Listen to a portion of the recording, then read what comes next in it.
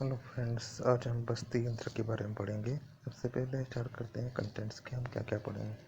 General description, बस्ती यंत्र का general description. बस्ती यंत्र में इसके बारे में जनरल बातें इसके बारे में देखेंगे। इसके बाद में पढ़ेंगे बस्ती पुटक के बारे में।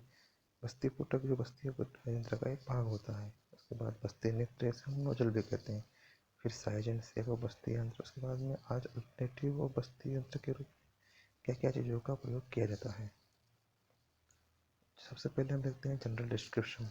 बस्ती यंत्र क्या होता है कि वह इंस्ट्रूमेंट होता है जिसके द्वारा कि बस्ती द्रव्य को पेशेंट को दिया जाता है। इसके जो मेनली दो पार्ट होते हैं, एक होता है बस्ती पुटक और दूसरा होता है बस्ती नेत्र या नोजल। अगर बस्ती यंत्र का सिलेक्शन प्रॉपर यानी कि उचित तरीके से नहीं किया जाता है तो उसके द्वारा बहुत सारे व्यापक या कॉम्प्लिकेशंस हो सकते हैं। बस्ती पुटक के बारे में देखते हैं। बस्ती कर्म तो मूत्राधार पुटकन साध्यम कर्म। बस्ती कर्म जो होता है वो क्या होता है कि मूत्राधार पुटक यानी कि यूरिनरी ब्लैडर के द्वारा एक साध्य कर्म होता है।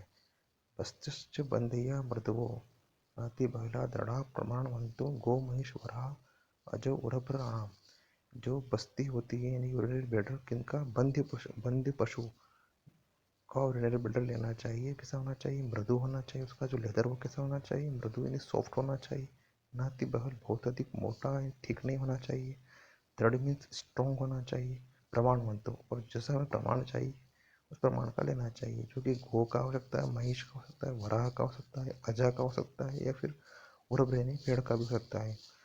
दृढ़ तनु नष्ट सिरो विगंध कषाय रक्त सुमृदु शुद्ध। आचार्य चरक ने कहा है कि जो बस्ती जो यूनिक बेटर होता है उसके बारे में बताया है कि वो कैसा होना चाहिए। स्ट्रॉन्ग होना चाहिए, पतला उसका लेदर होना चाहिए, उसकी जो शिराएँ होती है वो कैसे होना चाहिए? नष्ट होना चाहिए, विगंध होना चाहिए यानी कि उसमें कोई बैड स्मेल नहीं आना चाहिए, और कसाय रक्त यानी कि उसका जो वर्ण है वो कैसा होना चाहिए? कषाय रक्त कलर का होना चाहिए।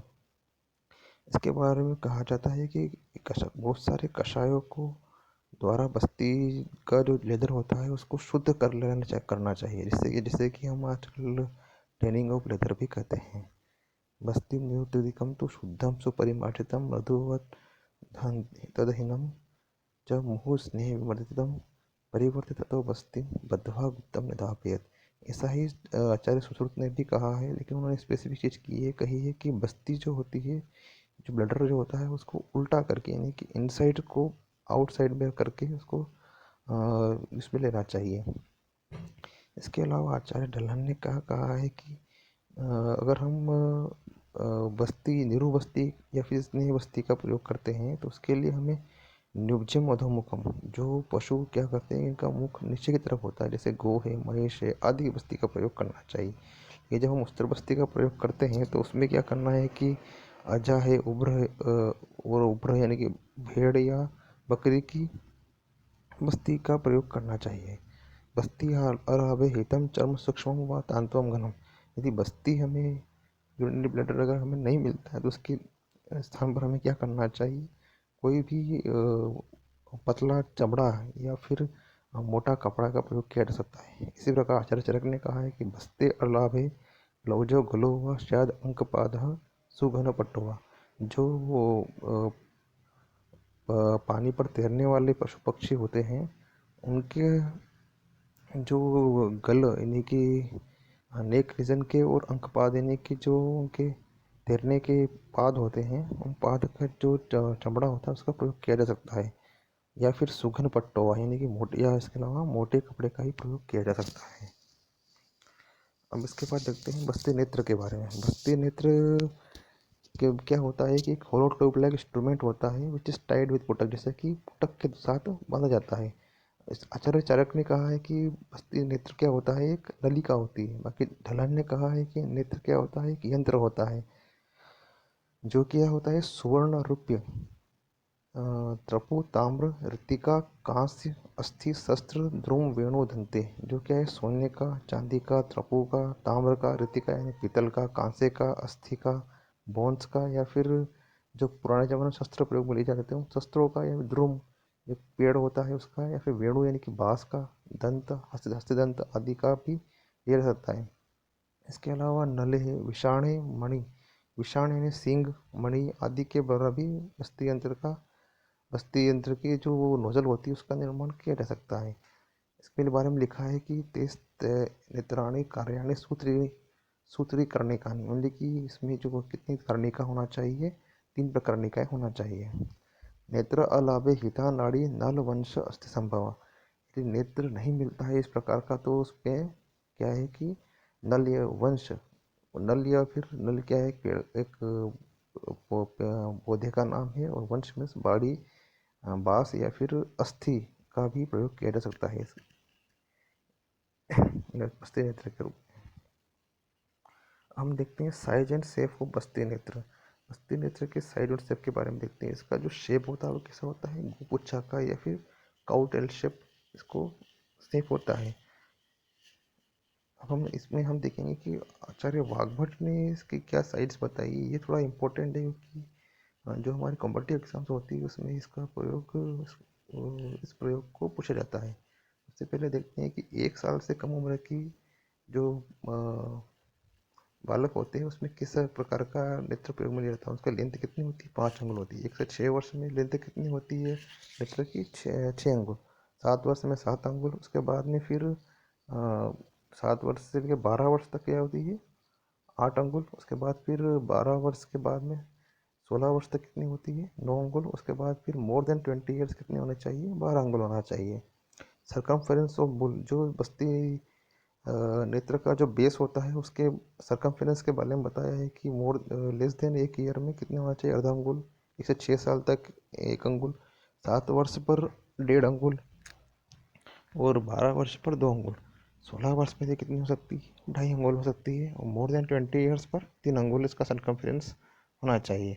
अग्र छिद्र, जो उसका नोजल का जो टिप होता है उसमें से क्या है कि ये लेस देन 1 ईयर पर वन मुद्ग, जंगली मूंग का दाना होता है वो निकल जाना चाहिए। 1 से 6 साल की एज पर मुद्ग यानी कि जो मूंग होता है वो दाना, उसका दाना निकल जाना चाहिए।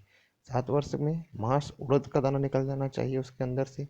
12 वर्ष पर कला यानी मटर का दाना निकल जाना चाहिए। 16 वर्ष तक पर प्लीन कला यानी कि उसमें से भीगा हुआ मटर या फिर गीला मटर का दाना निकल जाना चाहिए। और मोर देन 20 वर्ष पर करकंदू यानी कि बेर, जो टिप ऑफ नोजल होता है उसमें से निकल जाना चाहिए। इतना प्रमाण बताया है ये आचार्य वाघभट्ट ने। इसके बाद में आचार्य चरक बताते हैं कि 1 से 6 वर्ष तक लेंथ ऑफ नेत्र कितनी होना चाहिए, 6 अंगुल होना चाहिए।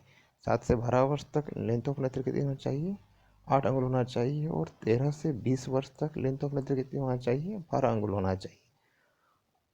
और इसके अलावा जो अग्र छिद्र या कि टिप ऑफ नोजल जो होता है उसमें से 6 वर्ष में मुद्ग का बीज निकल जाना चाहिए। 7 से 12 वर्ष में सतीन यानी कि मटर का बीज निकल जाना चाहिए। 13 से 20 वर्ष में करकंदू यानी बेर का बीज बेर निकल जाना चाहिए। नेक्स्ट है size and shape of nozzle.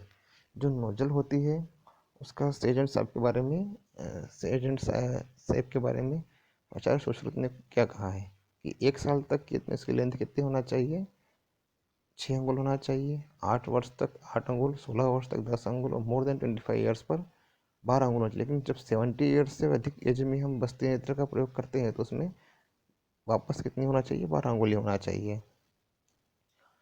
नेत्र का जो परिणाम होता है यानी कि उसकी जो मोटाई होती है उसके सरकमफ्रेंस के बारे में बताया है कि बेस पर ये 1 वर्ष तक कनिष्ठिका यानी कि लिटिल फिंगर्स, 8 वर्ष पर अनामिका यानी इंडेक्स फिंगर, और 16 वर्ष पर मध्यम अंगुली यानी मिडिल फिंगर, और मोर देन 25 एज पर कितना होना चाहिए, अंगुष्ठोधर्मूलम यानी कि जो रूट ऑफ थंब है